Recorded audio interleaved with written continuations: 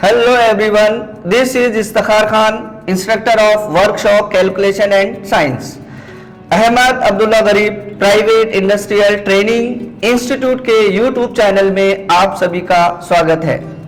Students, last session में हमने पढ़ा साइंस से रिलेटेड टॉपिक था हमारा वर्क, पावर एंड एनर्जी। उसी सेशन को आज मैं कंटिन्यू करूंगा। तो स्टूडेंट्स, आइए आज का सेशन हम लोग स्टार्ट करते हैं। Work, power and energy.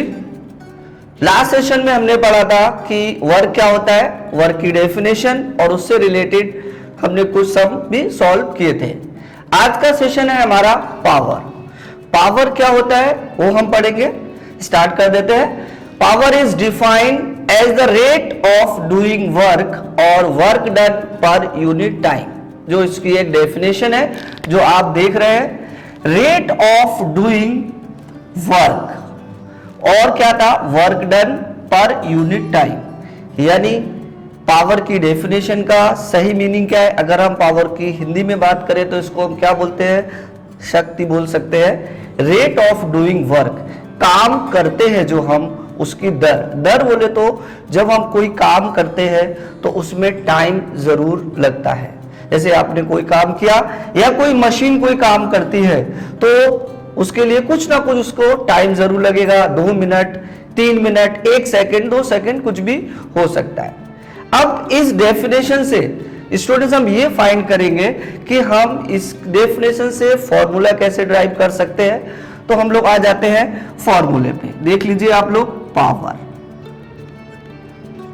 Is equal to, यानी मेरा बताने का मेन मकसद क्या है स्टूडेंट्स, कि हम इस डेफिनेशन से, यानी जो डेफिनेशन आपने याद की है उस डेफिनेशन से हम इस की फॉर्मूले पे कैसे ड्राइव कर सकते हैं, हमको रटने की जरूरत नहीं है। तो रेट ऑफ डूइंग वर्क, क्या किया आपने, काम किया, तो क्या हो गया, work done divide by time. Simple जो डेफिनेशन थी आपकी, सिंपल से आप देख लीजिए, पावर इज इक्वल टू क्या हो गया, work done upon time. Normal calculation में ले आते हैं। वर्क डन क्या था आपका, F इंटू डी और डिवाइड बाई टाइम। ये इसका फॉर्मूला बन जाता है। लास्ट सेशन में हम लोगों ने पढ़ा था कि वर्क डन के लिए क्या होता था, फोर्स और डिस्टेंस। यहां पर आ गया वर्क डन, तो आप डायरेक्ट लिख सकते हैं F into D upon T. ये हो गई इसकी डेफिनेशन से, इसको हम लोग ने फॉर्मूले में ड्राइव कर लिया। अब आते हैं कि हम इसका यूनिट किस तरीके से फाइंड कर सकते हैं। तो लास्ट टाइम हम लोग ने क्या पढ़ा था कि वर्क डन का यूनिट क्या था, जूल। क्या था, जूल डिवाइड बाय टाइम के यूनिट के लिए यूज हम लोग करते हैं सेकेंड। तो आप लिख सकते हैं सेकेंड, जूल पर सेकेंड बोल सकते हैं आप इसको। हमको रटने की जरूरत नहीं हुई, हमने डेफिनेशन से फॉर्मूला बनाया और फॉर्मूले से ही मैंने उसका यूनिट बनाया। जूल पर सेकेंड को आप आगे और क्या लिख सकते हैं वो भी बता देता हूं मैं आपको, कि जूल पर सेकेंड को अगर आप लिखना चाहें तो वॉट भी लिख सकते हैं, WATT।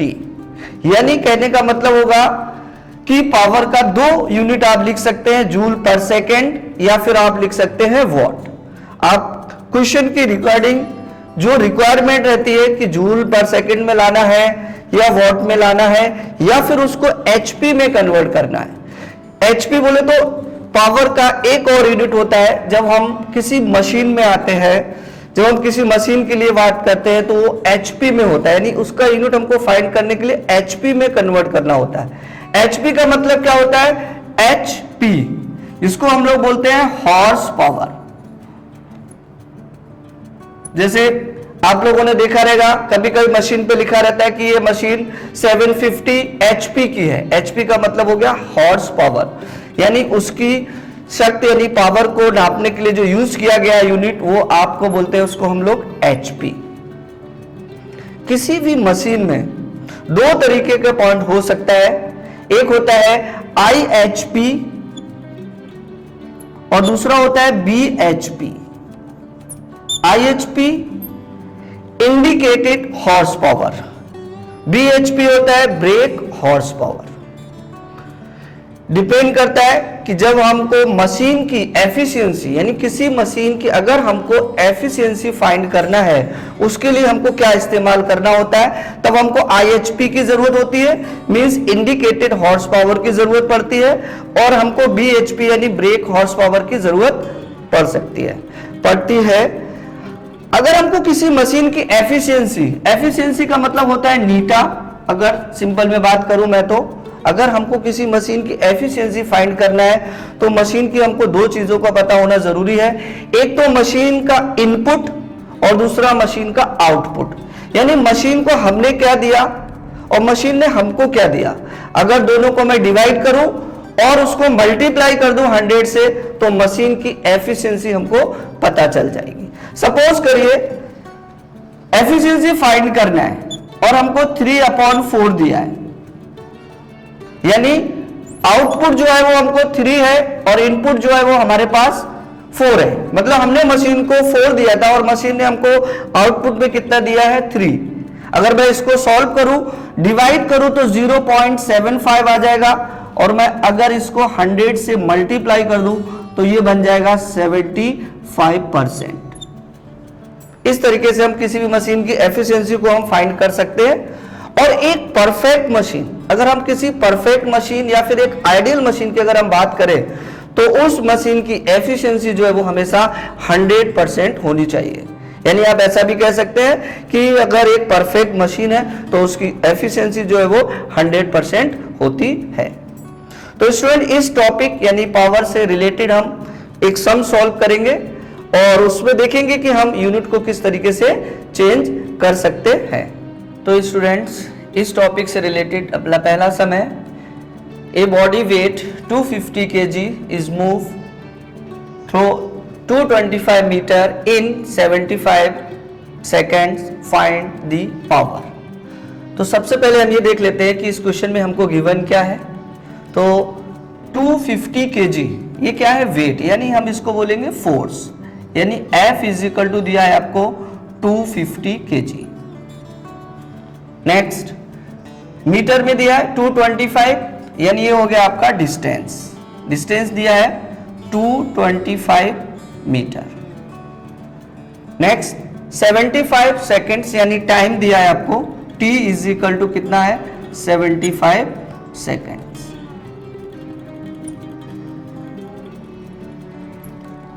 Find the power. अब पावर का फॉर्मूला लिख लेता हूं मैं, power is equal to force multiply distance upon T यानी time, F multiply D upon T भी बोल सकते हैं आप। वैल्यू पुट कर देता हूं 250 मल्टीप्लाई 225 डिवाइड बाय टी यानी टाइम, आपका कितना हो गया 75। ये मैंने वैल्यू पुट किया। अब इसको हम लोग सॉल्व कर लेते हैं। तो 250 है मल्टीप्लाई 225 है डिवाइड में 75 है। सिंपल कैलकुलेशन क्या रहता है कि अगर कोई भी नंबर डिवाइड हो रहा है तो पहले हम उसको डिवाइड कर लेते हैं। तो इस 75 से अगर मैं 225 को डिवाइड कर दूं तो कितना आएगा 3। 75 से मैंने 225 को डिवाइड किया तो आ गया आपका 3। अब कितना बचता है अपने पास 250 मल्टीप्लाई आपका हो गया 3। मल्टीप्लाई कर दीजिए, 25 का 3 हो गया आपका 75 और एक 0 ये हो गया। फाइनल आंसर आपका आ गया 750।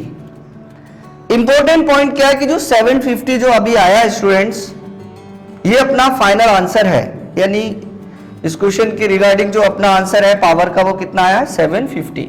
लेकिन ये आंसर अभी जो है वो रॉन्ग है, क्योंकि इसमें हम लोग ने अभी यूनिट का इस्तेमाल नहीं किया है। यूनिट कैसे लगाएंगे वो देख लीजिए। इस फॉर्मूले के मुताबिक फोर्स था, डिस्टेंस था और टाइम, तो ले लेते हैं। इसका क्या बनता है अपने को, मीटर में सबसे पहले केजी डैश ले लीजिए, डिस्टेंस का क्या है मीटर ले लीजिए, और डिवाइड बाई में क्या आएगा टी यानी टाइम, और आपका क्या हो जाएगा सेकेंड। अब ये आपका फाइनल यानी सही आंसर हो गया 750 kg मीटर पर सेकेंड। लेकिन स्टूडेंट्स कभी ऐसा रहता है कि ये क्वेश्चन का जो आंसर है 750 केजी मीटर पर सेकंड में नहीं देते हैं, वो लोग आंसर देते हैं आपको एचपी में, यानी हॉर्स पावर में। मींस इस आंसर को आपको अभी कन्वर्ट करना है एचपी में। तो उसके लिए क्या करना है देख लेते हैं हमको। 1 केजी मीटर जो है 1 केजी मीटर पर सेकंड जो है वो बराबर होता है 75 1 केजी मीटर लिख देता हूं, केजी मीटर पर सेकंड होता है 75 यानी 1 एचपी के बराबर। कहने का मतलब 1 एचपी में जो है वो 75 केजी पर मीटर पर सेकंड होते हैं। इसको कन्वर्ट करते हैं तो 750 डिवाइड बाय अगर मैं 75 से कर दूं तो जो आपका आंसर अभी था केजी मीटर पर सेकंड वो कन्वर्ट हो जाएगा आपका एचपी में। अब यूनिट क्या हो जाएगा अपना एचपी, कैंसिल कर लेता हूं मैं, 75 बन जा 75, आगे आपका 10 एचपी, यानी एचपी बोले तो हॉर्स पावर आप बोल सकते हैं। डिपेंड करता है कि आंसर, जैसे कि एमसीक्यू यानी मल्टीपल जो क्वेश्चन जब आते हैं, एमसीक्यू जब आता है तो उसमें जरूरी नहीं है कि ये आंसर गिवन हो केजी मीटर में, हो सकता है आंसर आपको एचपी में दिया हो। तो जब केजी मीटर पर सेकंड में आंसर आ जाएगा उसको आप क्या करेंगे 75 से आप डिवाइड कर दीजिए, तो जो आंसर आएगा वो आपका बन जाएगा एचपी में, वो कन्वर्ट हो जाएगा। तो स्टूडेंट्स आज का हमारा ये टॉपिक था पावर से रिलेटेड, उससे रिलेटेड हम लोग ने कुछ सम सॉल्व किए। नेक्स्ट सेशन में इस सेशन को मैं आगे कंटिन्यू करूंगा। इसके आगे जो अपना टॉपिक बचा है वर्क पावर एंड एनर्जी बचा है उसको मैं यहाँ से आगे कंटिन्यू करूंगा। तो स्टूडेंट्स उम्मीद करता हूं कि आज का सेशन आपको पसंद आया होगा। अगर आपने अभी तक हमारे YouTube चैनल को सब्सक्राइब नहीं किया है तो सब्सक्राइब, शेयर और लाइक कर दीजिए, और हाँ बेल आइकन को दबाना ना भूलें। Thank you so much.